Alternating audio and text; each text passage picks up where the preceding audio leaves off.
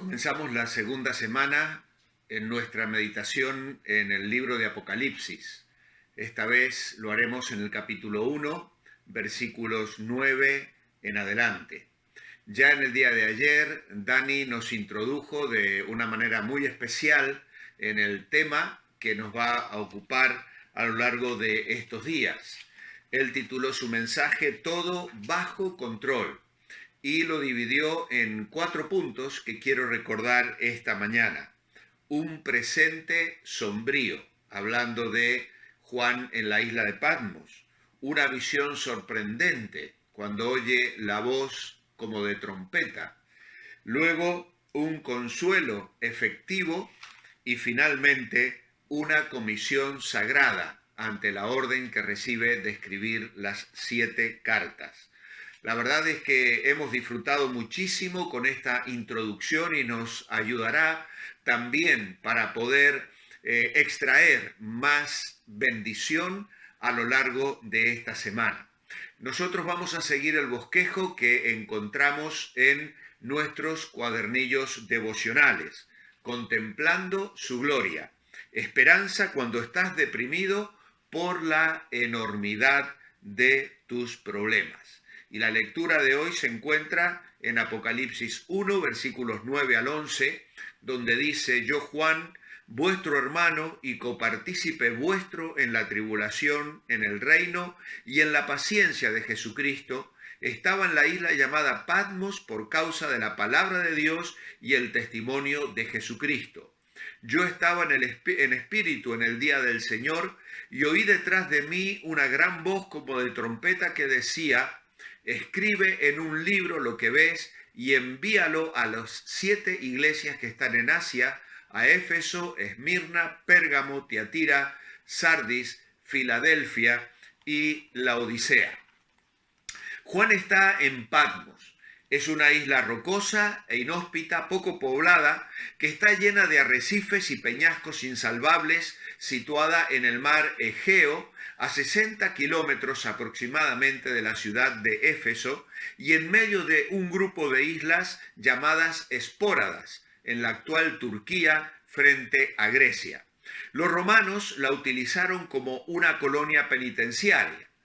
Juan está condenado al exilio, ya que ha sido alcanzado por la persecución a los cristianos desatada en los años finales de Domiciano, el año 81 a 96 después de Cristo. Este hombre fue el más cruel de todos los emperadores, se declaró a sí mismo como Dios, y durante el tiempo de este emperador hubo un incremento de la práctica idolátrica de adoración al emperador que fue intensamente promovida en Asia Menor. Era un tiempo de dura persecución. La tortura a la que fueron sometidos los cristianos son difíciles de imaginar.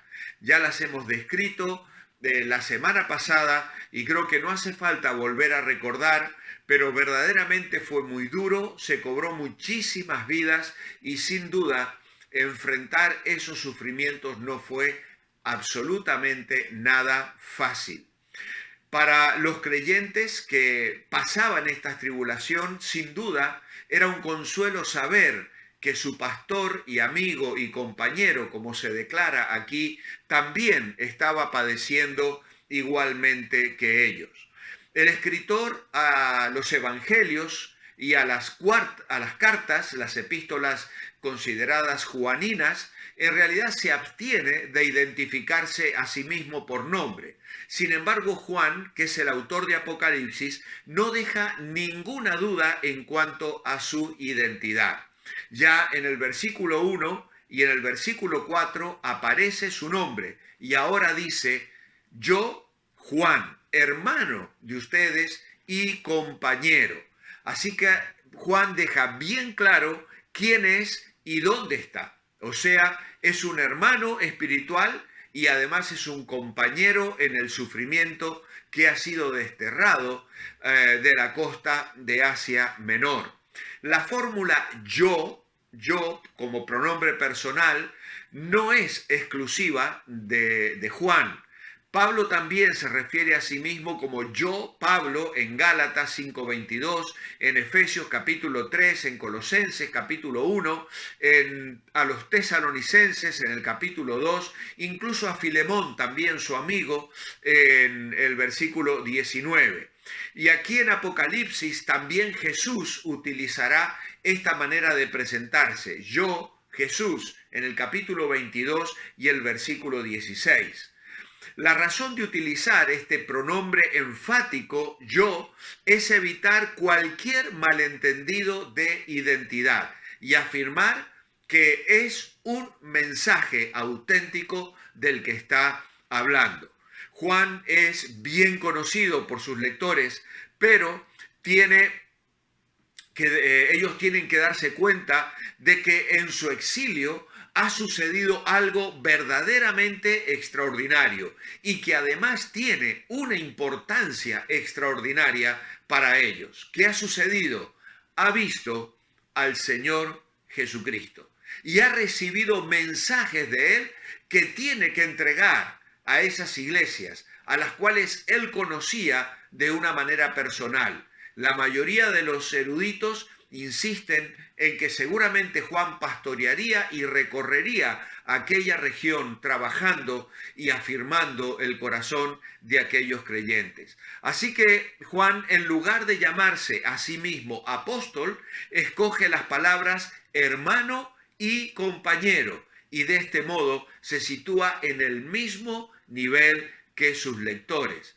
Pedro y Pablo también hacen esto algunas veces. Y esto nos recuerda que aunque los apóstoles recibieron de Jesús una autoridad delegada, en realidad asimismo ellos se consideraban hermanos espirituales de todos aquellos que amaban, servían y seguían a Jesús.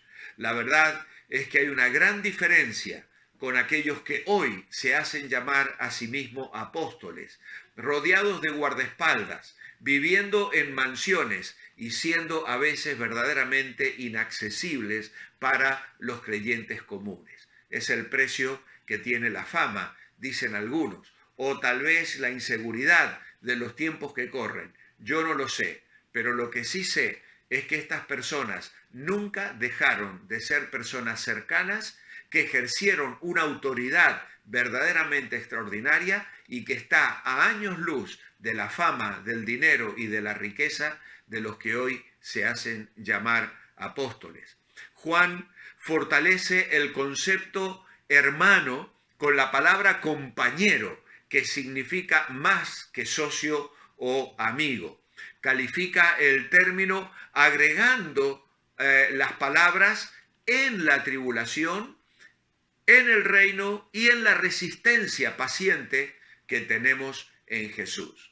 Como compañero, comparte el sufrimiento que los lectores están soportando en tres esferas: en la tribulación, en el reino y en la resistencia paciente. Primero, habla de tribulación. Jesús dijo a sus discípulos que experimentarían gran tribulación. Mateo 24:21, Juan 16:33. De igual modo, Pablo dijo a los cristianos de Listra, Iconio y de Antioquía de Pisidia, es necesario pasar por muchas dificultades para entrar en el reino de Dios. Y estas dificultades deben ocurrir inevitablemente por razón de la venida del reino de Dios. Para los cristianos las dificultades forman parte necesaria del mundo en el que Dios nos ha colocado como pueblo suyo. También usa la palabra reino, y esta palabra tiene relación con tribulación. En este mundo uno va estrechamente ligado a la otra. El reino de Dios se conmueve, sufre presiones, es rechazado y hay persecución. Como ciudadanos del reino de Dios, los cristianos experimentan una presión constante de parte de quienes son enemigos de Dios, de su palabra y de su pueblo. De todos los libros del Nuevo Testamento, Apocalipsis va a relatar de una manera especial cómo se intensifica la tribulación a medida que el reino de Dios se acerca a la consumación. Y también saber que ser paciente participante del reino por la obra de Cristo implica el ejercicio de paciencia. Lo tenemos en el apunte.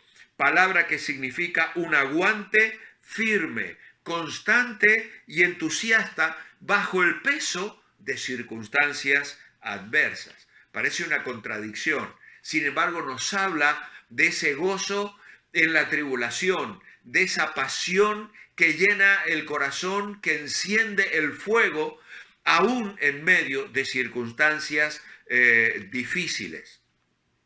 Y a nosotros a veces las tribulaciones y las pruebas nos pueden parecer una desgracia, pero sabéis, Dios no las considera así, porque a veces Él las permite. Hay pruebas y tribulaciones que son permitidas, vienen de parte de Satanás muchas veces, pero como a Job o como a Pedro le dijo el Señor, Satanás os ha pedido para haceros pasar por el cedazo, sacudiros, y yo he rogado por ti que tu fe no falte.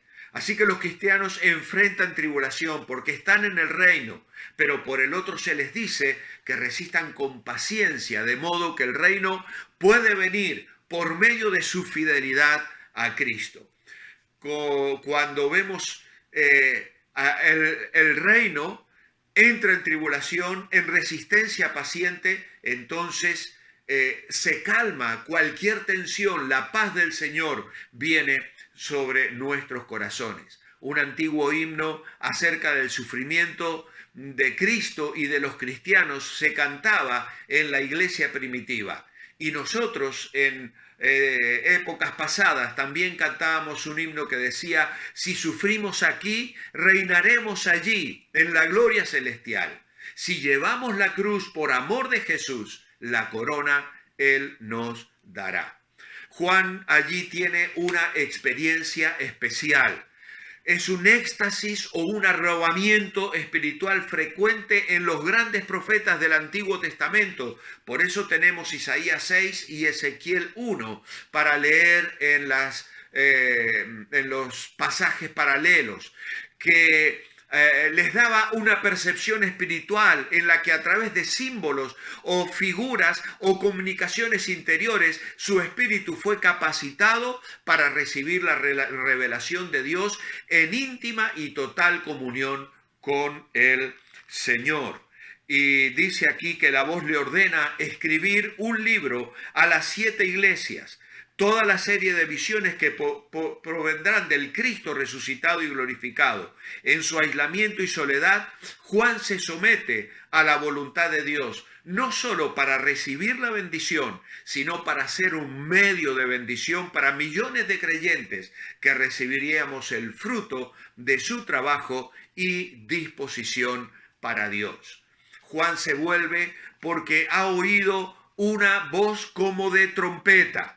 Esta era un sonido poderoso, resultó inesperado y sorpresivo, sin embargo tenía un origen divino. Y si recordamos un momento, los 10 mandamientos fueron dados también cuando sonó una trompeta en el Sinaí.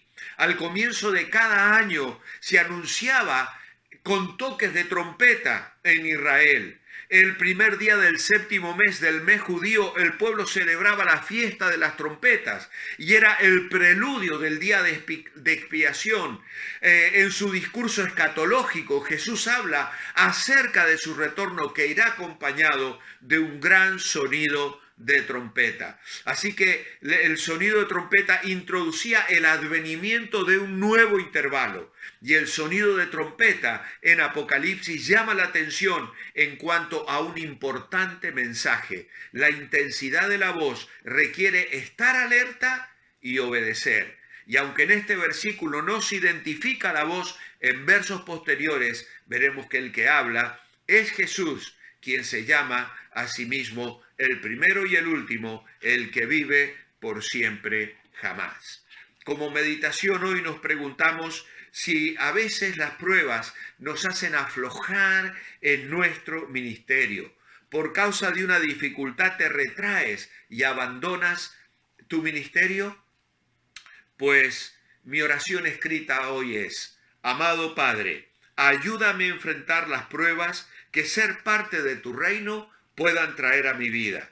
Quiero ejercer paciencia, aunque las circunstancias sean adversas, y que el ser un instrumento tuyo para bendecir a otros sea una bendición clara en mí, para servirte más y mejor cada día. En tu nombre, amén. Muy buenos días. Que el Señor los bendiga.